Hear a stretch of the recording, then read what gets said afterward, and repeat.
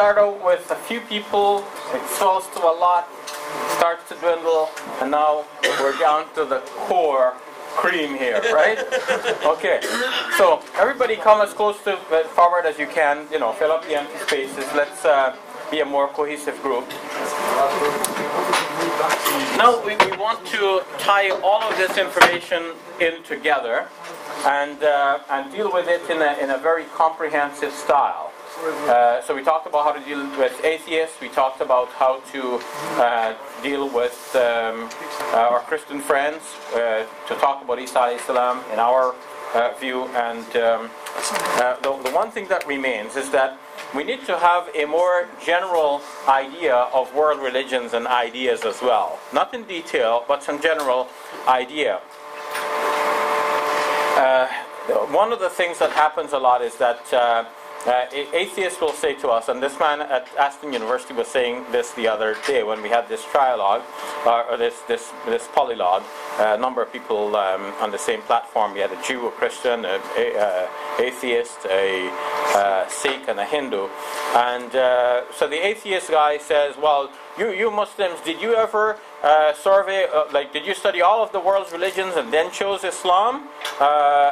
So how do you know the other religions are not the right one? Well, it's true that generally people don't study all of the world's religions. They mostly stay with the religion in which they grew up, right? So we shouldn't deny that as well. Like, why are a Muslim? Oh, because Islam is the best. Well, how do you know Islam is the best if you didn't compare all of the others, right? So you can say that from everything I know, Islam makes sense to me. Yes, I've been brought up as a Muslim, and to me everything makes sense. I cannot see myself not being a Muslim. Why should I not be a Muslim? Like, you can turn the table around. Like, he should give you a reason why you shouldn't be a Muslim. Right? There is a principle known as belief conservation, a principle of belief conservation. It's a valid principle in that you will remain with what you already believe until someone shows you evidence to the contrary, or until you come across. I mean, you'll do what's reasonable to find new evidence and so on and examine what you believe. But if we didn't have this principle of belief conservation, that means we have to question everything we think we know. And then life becomes impossible. There's so much that we take for granted that we've accumulated by way of experience and so on. We know things instinctively. We can't be examining all of these things. But having said that, it is a good idea for us to have a survey of the world's religions. So at least we know something about them. And we know now that there's nothing to fear. We know what is there. And if somebody asks us, did you study the world's religions? You can say, well, I didn't study them in depth, but I was in a class once and the world's religions were being discussed. And I have some idea about them, though if you ask me about them, I won't be able to repeat the details now. But I have been exposed to them to a certain extent. And of course, what we discuss here now, though very brief, may lead you to further studies. You may be interested in something. You may later on pick up a book to explore it in more detail. Okay? So that will help at least with that atheist objection that you guys didn't study the world's religions. And it will also help when it comes to dealing with people who follow the various religions, because now you know how to talk to individuals of different religions. Like if you meet a Chinese person, for example, are you going to talk about Jesus? What are you going to talk about? You need to know what is the common ground.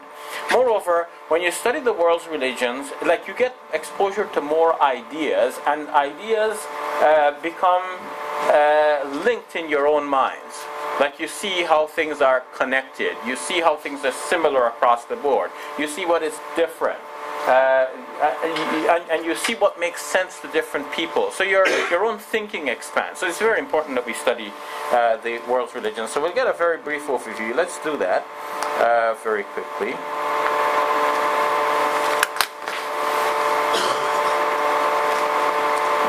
Okay. So, starting then, I wish this would go faster. Yeah. Why should anyone learn about about other religions? I already mentioned some of the points, right? By the way, before I forget, you know, the organizers had an idea that I'll use a course manual, which I actually gave them to print, and the brothers rushed out and, you know, left the materials with the print shop and then went back later on to print it, and all of the cost of printing. I understand it's costing them $4 to print one, and they're asking for $6 in return. They're trying to sell it off to you.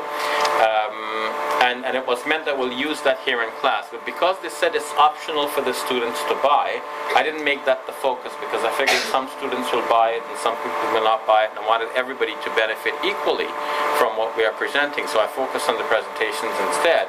But now it's come to a point where they're sold something like 10, and they've got the other 50 on hand. So what are they going to, yeah, they printed enough to make sure that no, you know, in case there's a larger crowd, it's all, everybody has one. But what are they going to do with it after our course is done? I just say this to appeal to you to get a copy and to study it. Not only because I want these things to go, but because I want you to have them as well. Because some of what is in the manual we didn't get a chance to talk about today, and some of what we did talk about and it's in the manual, you may forget in a week's time, but if you have the manual, you'll go back to it and you'll refresh your memory. You'll say, that's what we were talking about. It's the information is here. Okay, so do get a copy on your way out. Yeah, this is the one right here. Okay. Now, so why should anyone learn about the world's religions? We've already looked at that. It completes one's education because there's something there to learn. You just need to be a more informed person in the world, and that's part of what we need to know. You understand world events. If there is something in Burma, for example, Muslims are being killed by some Buddhist monks. Well, you need to know what is Buddhism and why would monks be killing Muslims. And then you realize, well, you know, Buddhism is supposed to be non-violent, but sometimes people do violent things and they use religion as a guise, you know, they bring in the name of religion as they do that. You understand your neighbors. If your neighbor is following another religion, you understand something about their customs, their practices, their celebrations. You know when to greet them, how, and so on. You understand your own beliefs by comparing and contrasting with other beliefs. What I found in studying comparative religion is that I've come to understand Islam better by understanding comparative religion. And I see great lacunae, like big gulfs in the thinking of Muslim scholars who have not studied comparative religion. Like when they talk about Islam, I can see, like, I wish this person had studied some comparative religion, because they wouldn't say some of the things that they're saying. Like they're big mistakes when, you know, as compared with when you see things with that broad spectrum. Why should Muslims learn about other religions? We should, because it will help us to appreciate Islam even more. It will help us to understand the Quran's references to other faiths. Like when the Quran speaks about the Sabi'un, for example, you need to know what the Quran is referring to. You have to have some idea of the world's religion, the Yahud, the Nasara, and so on. All of that is mentioned in the Quran. You need to know who these people are, what they believe, and so on. Ahlul Kitab. If the Quran says something about the Ahlul Kitab, it says the food of the people of the book is halal for you. So who are the people of the book? So it gets us a more deep understanding of the Quran. You understand the person we're inviting to Islam. You want to go talk to a person about Islam, but you don't know where he's starting from. You don't know where to start the message from. And you may start from an entirely wrong direction, telling the person about something that he doesn't need to know, or telling him something that actually may turn him off. So you need to know what makes people tick and what may turn them off, and that comes from studying their religion as well. So let's look at the religions grouped by region in which they appear. First of all in the Far East, and then the East, and then in the Near East. So three broad regions here. So first, and the Middle East, that's fourth. Let's look first of all the religions of the Far East. So we have in Japan and China, and then the religions of the East, we will look at India, and for the Near East we'll look at Palestine, and for the Middle East we'll look at Arabia. Okay, Japan. In Japan we have the emergence of the Shinto religion, Shinto religion stresses the origin and the greatness of Japan.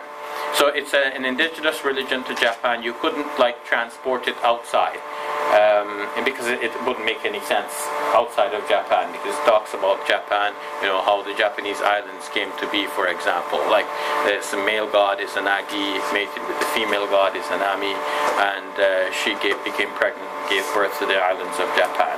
That's mythology. So Japan is a great country, birth of the god, child of the gods. Okay, so in China we have Confucianism, named after its founder Confucius. Well, Kung Fu Su, but Confucius in English. So Confucianism. He stressed, and then we have Taoism also, which is another religion from China. It's called Taoism because it follows the Tao. The Tao is said to be something like the natural way. So the idea in Taoism is that you go with the flow. You become harmonious with the environment. They have the yin and yang symbol, which is so popular that I noticed at my hotel that they got the salt shaker and the pepper shaker, and they've got it like curved into each other, the yin and yang symbol, right? So the two opposing kind of forces. So the idea there is that the opposing forces somehow blend into each other and complement each other. So you have no reason to fight with the world. Everything is harmonious, and your best bet is to become harmonious with the rest of the system. So Confucianism, it is a stress on ethics and on good behavior. And so you might find that Chinese people tend to focus on that, because the whole ethos, even if people do not identify themselves as specifically Confucian followers, they would nevertheless have some idea of good adab, right? Good behavior. So the stress in that about duties and responsibilities, how people should deal with each other, how a man should be good to his friend, to his family, and so on. So Taoism, going with the flow, stress on accepting things as they are. And then in India, what do we have? We have the religions of the Indus Valley, and it is non-Muslim historians who refer to these religions as the Hindu faith. That's why it's only one faith, but there are many religions from that area, from the Indus Hindus. That's how they gets the name. So what is Hinduism then? If we use that broad term, Hinduism has the idea of dharma, which is a position in life.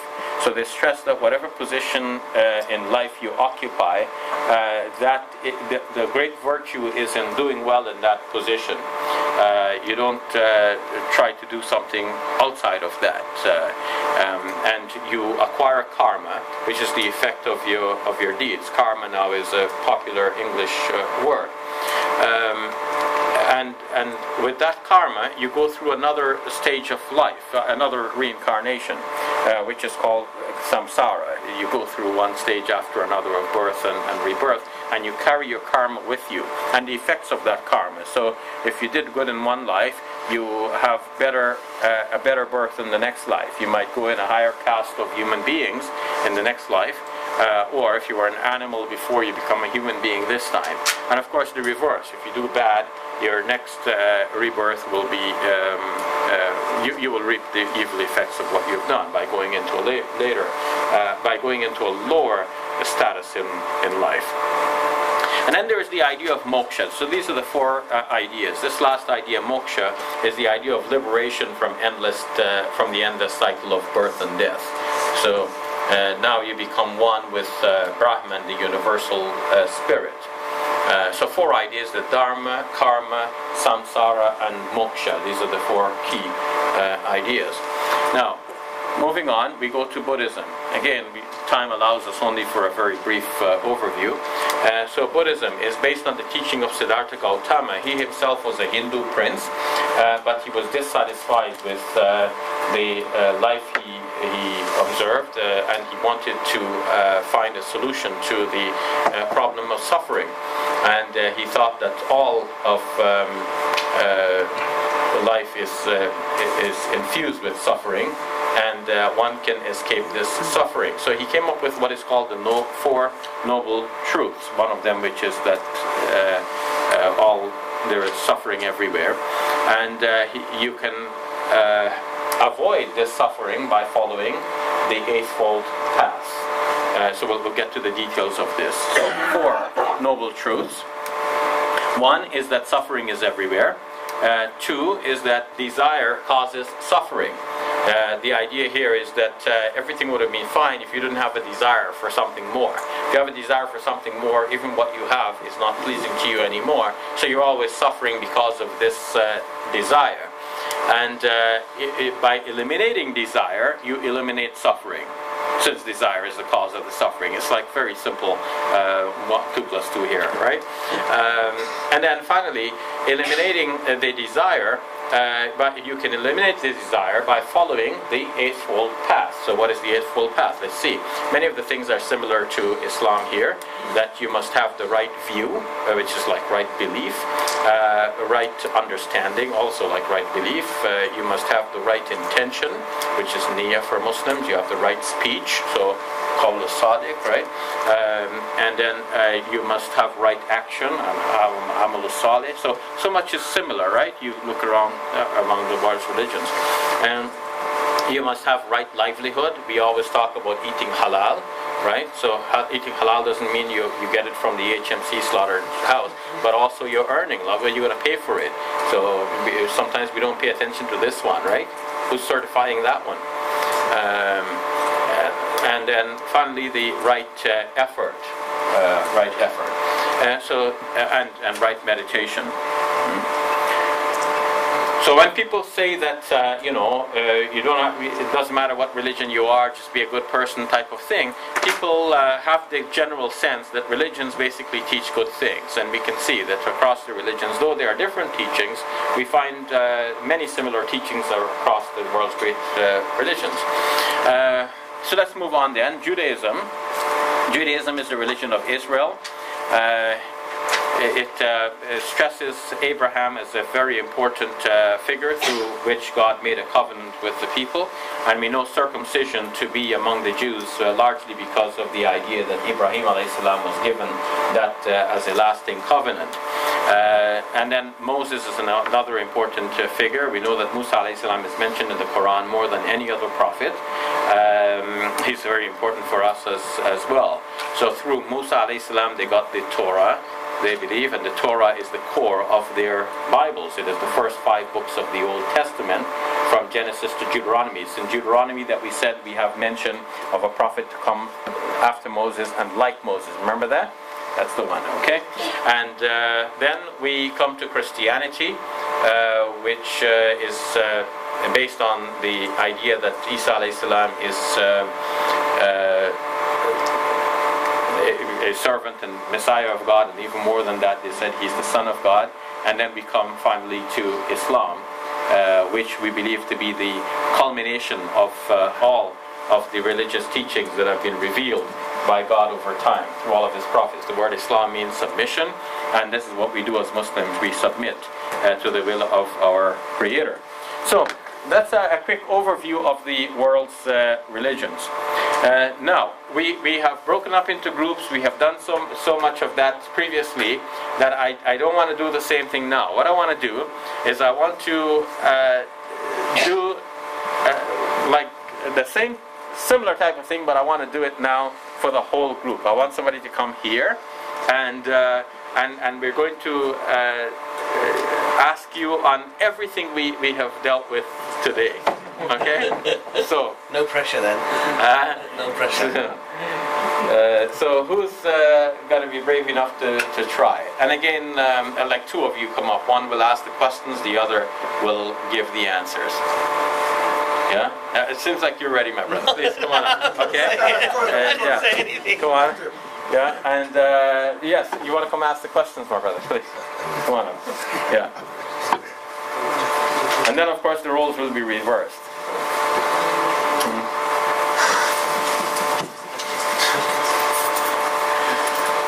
All right. So, I'll hold the mic and I'll see where it is going. You know, I'm like this reporter seeing what's going on here. Okay. Yes. What do you believe in? I believe that there is one God that created everything, and I believe that God is Allah, and I believe that the revelation that came down from God is the Quran. Okay. So who created God? Well, it's a nonsensical question really, because if you think about it, if God had a creator, then you would have to have a creator that created that creator, and you'd get what's called infinite regress. So in essence, the fact that the universe exists means that it was created, and if it was created by something that was also created, then there would be no universe. So we are actually a sign that whatever created the universe, that you and me are here, had to be uncreated, because if it was created as well, then nothing would exist. Okay. Are you ready for the Shahada? That makes sense. Okay. So, are you ready for reversing the role or not? I mean, shall I ask more questions? Or, sure. Go ahead. Okay. Is there any other proofs that you say that? Is there any proofs? Or? Well, let me put it this way. Do you believe in your great-great-great-great-great-great-grandmother? I've never seen that. Do you believe that she exists? Or she existed at one time? Well, it must be, because I'm here. Exactly. So the fact that the universe is here, that is a sign for you and me, that even though you didn't see your great-great-great-great-grandmother, you're convinced that she had to exist. Similarly, the universe exists, therefore there has to be a creator that created the universe, even if you haven't seen the creator. Are you ready for the Shahada? Okay, couldn't it happen by chance, or is that no possibility? Can you see anything in physics and science, in existence, that just happens by itself without something making it happen? Do you have any example of that happening anywhere? No. So therefore, how can you expect that the universe itself, where there are more stars than grains of sand on every beach of the earth, simply comes into being by itself without something bringing it into being? How is that logical then? I'm stuck. You got me there. Yeah. Okay, Jazakallah khairan. You did very well. If you wanted to reverse the roles, that's fine, but otherwise it won't. All right. Shukran jazeelan. Now, I want to increase the level of difficulty here by proposing a kind of scenario. Like, you guys know each other, and you're going to come up and play this role, right? One is going to ask the question, the other is saying. But now, if we open it more generally, so you meet somebody, and suddenly a conversation crops up. So you don't know anything about the person's beliefs yet. What are you going to assume? Or, if you want to start the conversation, you want to introduce religion into this, how do you do it? Because the other person probably will not. So, you have to find a way now to use your newfound skills, they're skills that you've had, but you've honed them here today, and now you feel ready and confident, you want to go tell somebody about Islam. So how do you tell them that now? You can't just go screaming at the guy at the bus shed, there's only one God. He might say, yeah, I always thought there was one God, but I never knew you, and now it looks to me like something is wrong with you. What's wrong? Okay, so you have to find a way, right? Somebody wrote a book entitled Games People Play. The author's name is Eric Berne, B-E-R-N-E. It is a very old book, so I don't know if it's even available anywhere now, but there will be other books of a similar nature, all right? But so if you look for this one, you'll find other such. But basically, Eric Berne, a psychologist, is the author of this book, is telling us about how people interact with each other. There's kind of a protocol that people know. It's almost like, people know. I hesitate to use the example, but it's the one that comes to mind. Husband and wife, they know if the occasion is right, and they can move in for a kiss, right? So somehow, you watch certain motions, you just see the situation, you know the whole atmosphere, and you make your move, right? Okay, so and sometimes, of course, you get it wrong, and so on. You make mistakes and so on. But generally, people have a sense of when to get close, when to keep a distance, and so on. So what Eric Byrne said, for example, is that you see somebody for the first time, you might say hi, and you see them a second time, it's hi, how's it going? And a third time, hi, how's it going? And how's the wife and kids? All right. Of course, in some cultures, you don't ask a man about his wife. He gets suspicious. Why you ask him about my wife? But you know the situation, and you know the level of familiarity that you have with the other person. So you create what is called a rapport. R-A-P-P-O-R-T, right? Rapport. There is this kind of interchange. So you need to watch for this kind of thing. And Muslims have to develop social skills, especially if you want to do Dawah, because we can turn people away in so many different ways. Like some of our uncles from some parts of the world, that when they meet us, they think that they can start asking us detailed questions like, where are you from? And the way in which they ask, like, you might be stunned initially, like, why is he asking? Who is he? Like, does he work for MI6 or So to get past that kind of negative sort of reaction to your question, there too it requires thinking about this thing called rapport. If you want to get something, you have to give something. So if you meet somebody and you want to know his name, then it's best to first give him your name. Hi, my name is, and what's your name? Right? I mean, you didn't even have to ask. He will tell you his name too. But in case he didn't ask, in case he didn't tell you, you will have a chance to ask him. If you asked him his name without telling him yours, he's going to be wondering in his mind, why do you want to know my name? But if you first told him your name, then it's clear you're trying to be friendly, you've introduced yourself, and naturally you want to know his name as well. So it's a give and take situation, right? So this is how you create rapport with people. Now, it is mentioned that the Prophet ﷺ used to talk to people about the things that they are interested in, which is remarkable because it ties into what we're saying now. You see, the Prophet ﷺ, being a man in his position and being aware of the life hereafter and so on, you would think that he would be so preoccupied with the things of the life hereafter, which are so much more important as compared with the things of this world. Compared with this world is nothing compared with the life hereafter, right? So why would he want to talk to people about the things that they are interested in? People are interested in the things of this life. But first he starts with what they are interested in, and then he can get them to the message, right?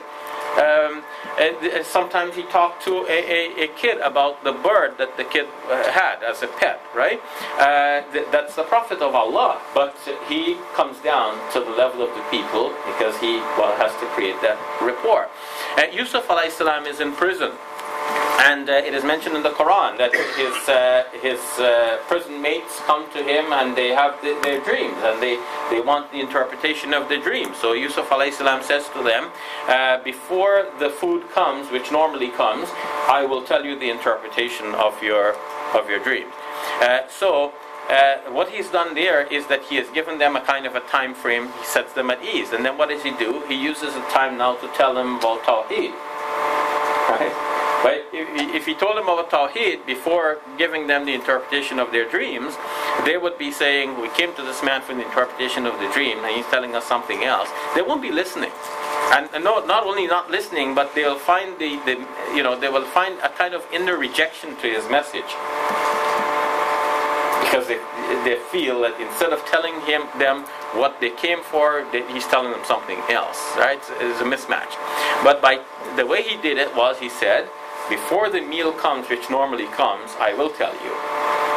So now there is a time frame, there's an expectation, now they're waiting. And while they're waiting, is giving them magazines to read, right? You go to your doctor's office while you're waiting for your appointment, you get the magazines you're reading.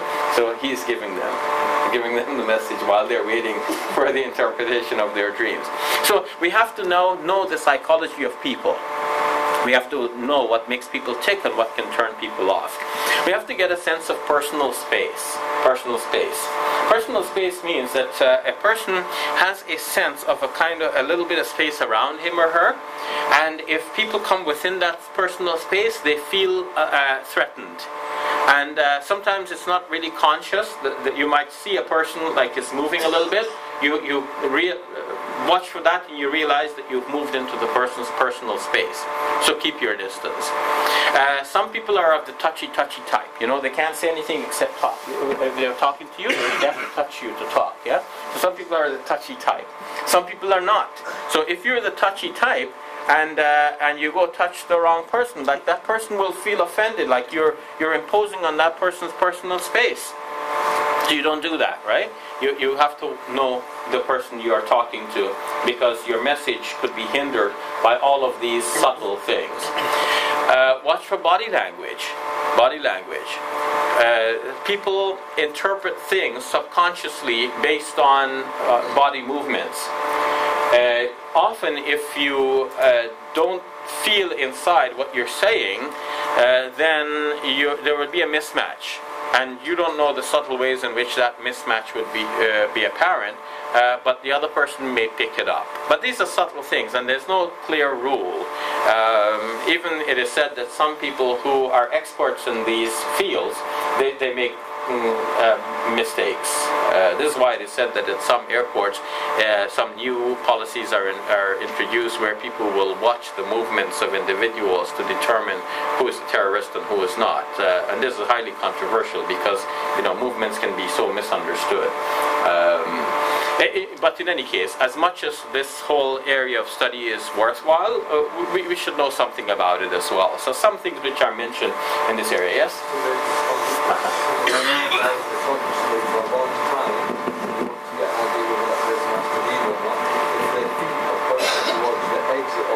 Away from you all the time, try to wrap it up, because basically they have to be somewhere, they don't want to listen to you, and you're wasting your time and you're also wasting their time too.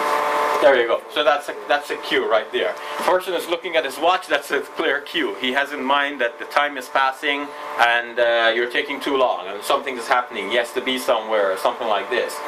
So be aware of these kinds of cues. Okay, so now, why did I mention all of this? So the next two persons who come up, I want you to now, let's imagine a scenario. Let's say you're in a situation where some conversation can happen. Let's say you're traveling in a bus together, and it's going to be a long trip. So, how do you start the conversation? Like, what do you do? Okay, so two persons on a bus together. Any two persons come up. Who are the two? Two persons. Yes, Brother Darren, come on up. Anyone else? You want to come up, Sheikh, and question Darren here? Where's the bus going to? I don't know. Let's say from Birmingham to where? Where's the bus going? London. London? Birmingham to London, yeah? Okay. Bus going to from Birmingham to London. You bought your tickets. You're getting on there. You get it. They happen to be sitting beside each other. You want seats to make it real? Okay. So, anyone else? Come on, brothers. Don't rush all at once. I'm going to be looking at my watch. Yes, come on. Oh, no. Okay. So, one for you and one for you. Who's going to do the questioning? Who's going to do the answering? I don't think we'll have time for reverse. Just one way. I'll be the atheist then. Yeah? Okay. So we don't know who you are yet. Actually, it'll be his responsibility to find out. See, that's all the part. You're meeting each other for the first time. That's what I wanted to accomplish. Like, how do you find out what the other person is? And where do you go with the conversation? Okay, go ahead. You need to be a bit closer than that.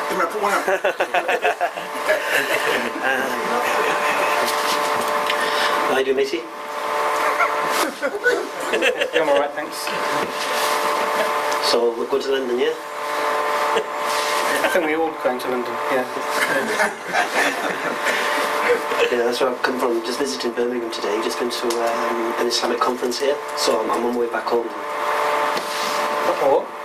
Oh, Islamic conference, you know, where we come and learn about Islam. I embraced Islam 12 years ago, so I'm always learning these things. Are you one of those Islamics? Yeah, well, I'm a Muslim.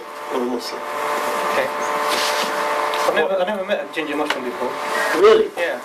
Have you not seen other people who embrace Islam? Most of them are ginger. I think there's something in our genes. I thought they're all, Pakistani or something. No, not anymore. The times have changed. I mean, when the in southern continent came to England, that's when Islam came here. So there's so many people embracing Islam now. Why, is there not many Muslims where you come from who embrace No, I Islam? think they're all coming to where I live, so there's lots of people around. I'm sorry, where are you from? I'm from East London. Oh, East London, which part? Ilford, you know Ilford? Ah, okay, no wonder you have anything. Something against Muslims, oh, okay. Remember, not all Muslims Pakistani. No, I haven't got anything against Muslims, they're alright. Oh, so, why is it Islam you have a problem with? I don't know too much about it, if I'm honest. What, do you believe in God? Or?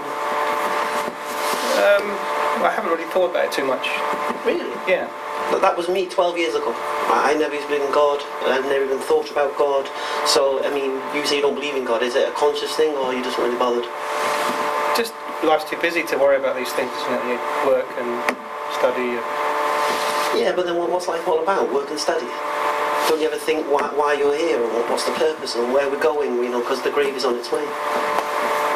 It's a bit morbid, but yeah, I understand what you're saying. But you're interacting with your fellow human beings, being generally a nice person, doing a useful job for society. What's more? Yeah, but then you have a problem with defining. You say you're doing a nice job and being useful to society, but you have to then define what being good is. You have to have a kind of criteria. So if you don't have God in your life, where do you derive that criteria? Society generally will tell you what's acceptable. We have laws. Oh. Okay, so you take your leaders of society as some kind of moral guidance? On the whole, yeah. We're a democratic society, right? The politicians? Well, I know what you mean, but not, you know what I mean. There's a general sort of idea of what's right and wrong that we will accept. Okay, the problem you have, you see, is that, as far as I'm concerned, you've got 5 things that are destroying society, and not just this society, every society. Yeah, you've got drugs, gambling, sexual immorality, interest dealings, and drugs, gambling, alcohol, sexual immorality, and interest dealings. These are big poisons within society. Would you not agree? Yeah, pretty much I would. I'm not sure about the interest, but yeah, everything else.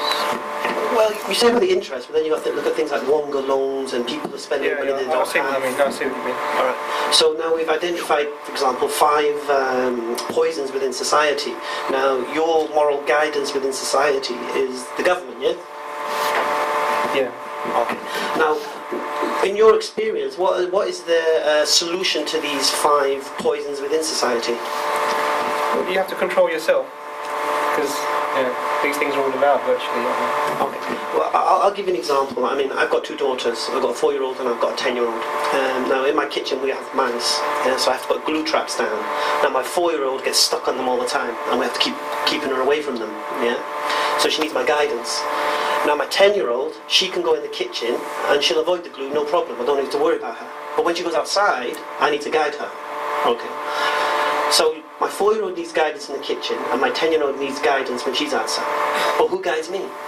Now, you've just said the government is the moral guide.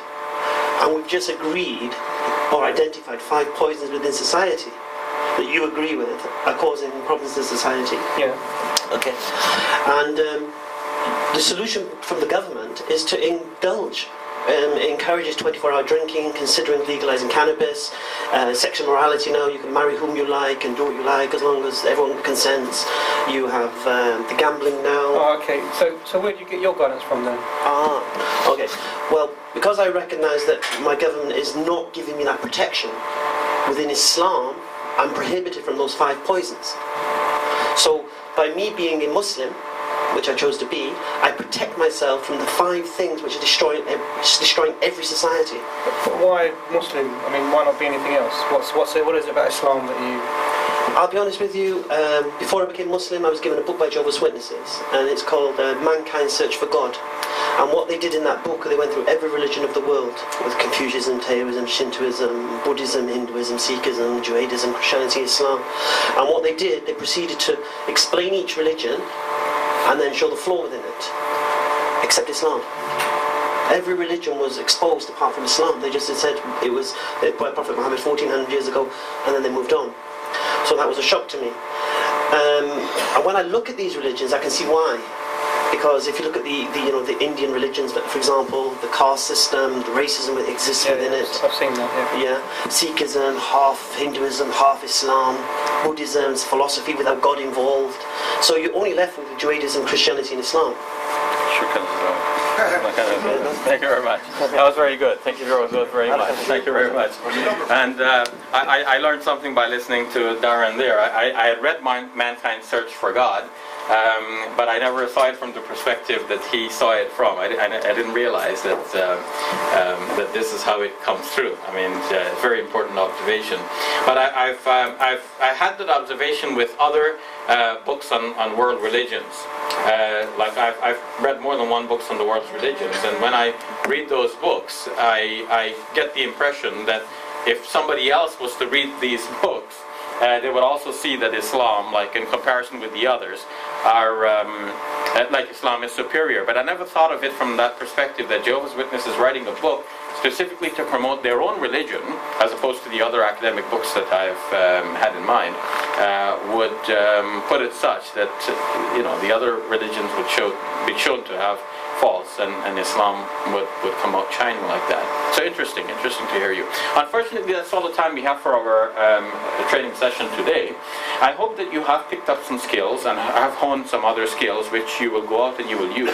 The important thing from this session is that we need to use it. We didn't come here to hear a lecture today. Lecturers are others, and there are many.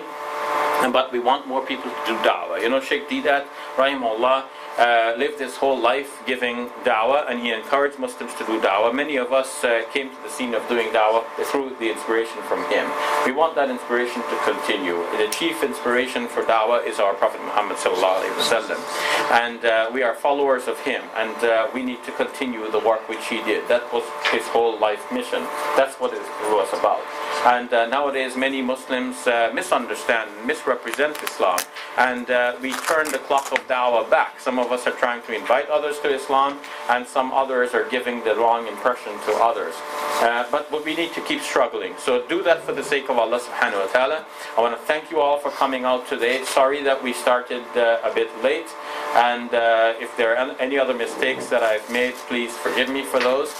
Please ask Allah subhanahu wa ta'ala to forgive me, and please make dua to Allah subhanahu wa ta'ala that he gives success to all of the dawah mission that is going on around the world, including my own mission in Toronto, Al-Hikmah right here.